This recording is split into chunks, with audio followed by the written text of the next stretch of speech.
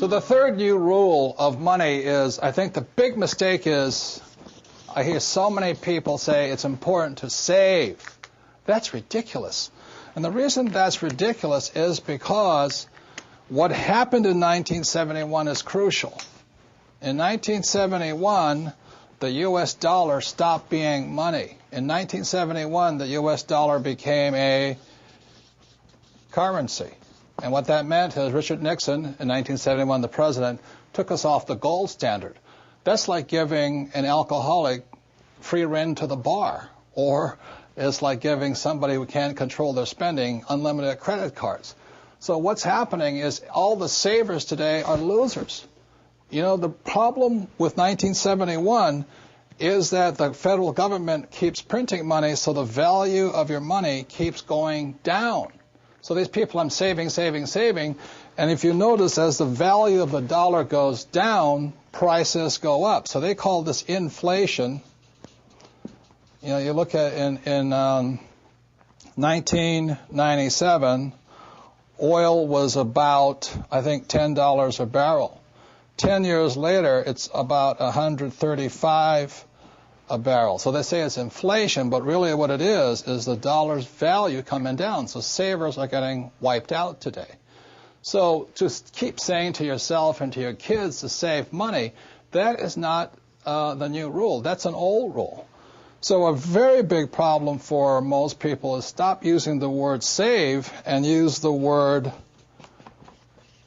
hedge. You've got to hedge your money, hedge against losses. Like when I buy a stock, I put a hedge in. I put a stop loss or a put inside of it or a call, whatever I'm doing. I want to stop it. So today, I don't save money. I'm hedging. So in 1997, I started investing in oil, gold, and silver. So as the dollar dropped, oil, gold, and silver went up. So I'm not betting so much on oil, gold, and silver.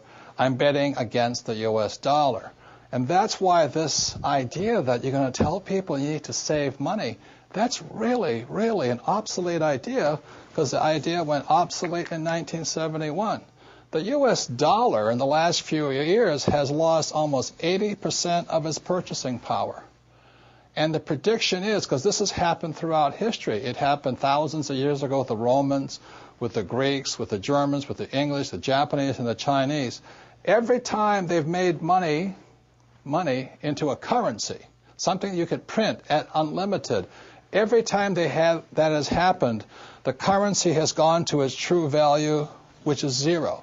So I am afraid as this economic volatility continues, the savers who were operating by the old rules of money are just going to get wiped out because the purchasing power of their dollar is going to go down. So even if the bank's paying you 5 to 10% interest, you can't keep up with the banks printing money. So that's the old rule of money, is saving money, and the new rule is hedge. You've got to be able to see what's coming up as something else is coming down. The last thing I want to point out to you on this idea of saving money is this.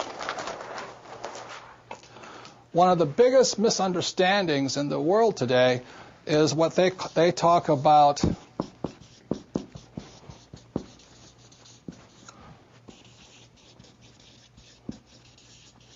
if I misspell again, apologize, is the U.S. Federal Reserve Bank, which I believe was created in 1913. In 1971, the reason 1971 is such an important time was because the U.S. Federal Reserve became the bank to the world. They could print as much money as they wanted.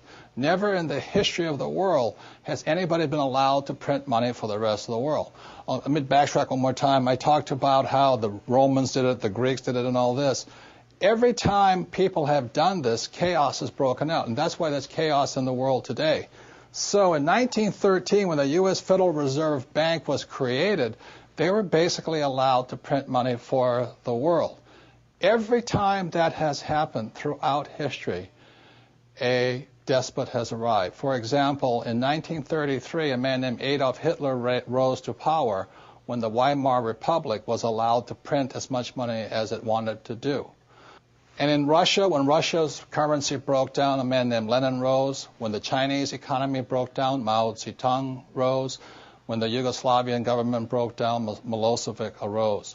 So we're in that critical point right now, and one of the causes of it was in 1933, this thing called the U.S. Federal Reserve was created. And I think, they've done a pretty good job of making the rich richer.